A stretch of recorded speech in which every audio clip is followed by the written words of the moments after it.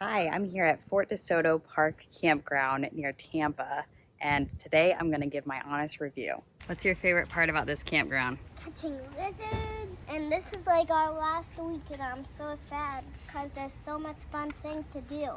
Fort DeSoto Park Campground has over 200 sites. There are 3 different types of sites that they offer. The first area is no pets, but all campers are welcome. The second area, pets are allowed and all campers are welcome. And the third area is for small campers only. We stayed in the third area in site 224. This was a non-waterfront site, but it did have beautiful vegetation around it, and it had a huge hibiscus tree that flowers would drop out of the sky. It was beautiful.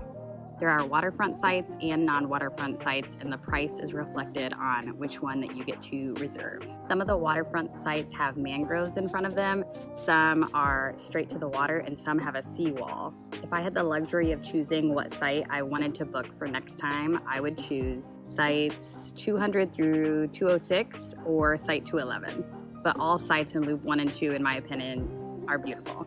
Each site is equipped with a picnic table and a charcoal grill. There is not a fire pit in any of the sites that I've seen. There's a communal fire pit by one of the playgrounds that I did see though. You have to reserve Fort DeSoto Park Campground super early, 6 months in advance. These sites go very quickly.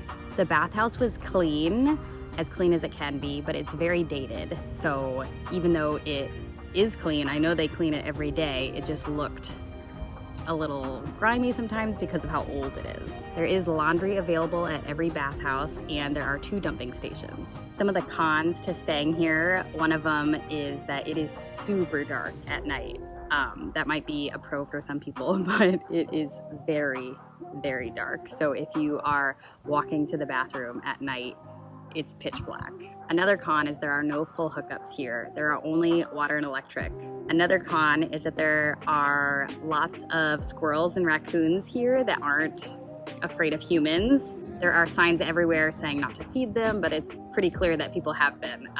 We had an issue with a raccoon, but the park rangers came and dealt with it, so that went fine. Another con I would say is the best beach is 5 miles away, which is a little bit too long for my kids to bike to. And to park in the park, it's $5 for the day. Some pros to the campground is that it is beautiful vegetation everywhere. There are palm trees, palmettos, hibiscus trees, really heavily vegetated. It is beautiful to ride your bike through or to ride your car through and just look at it.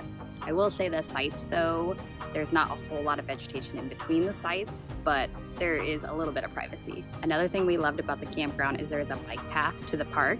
So you can get to Fort DeSoto Park and you can visit the beaches or the fort just by riding your bike for free. There's so much wildlife here, as I mentioned, raccoons and squirrels, but also in the water, we saw stingrays, we saw dolphins. There's lots and lots and lots of birds, egrets, even parakeets. Fort DeSoto Park itself has over 1,000 acres with 2 different beaches. The East Beach being more for finding creatures and shells, and then North Beach is more for like swimming, and we found a ton of sand dollars. Cell service at the campground is okay, but there's only Wi-Fi at the camp store or camp office. There's a beautiful balcony at the camp store that you could work at. We've seen lots of stingrays and dolphins from here.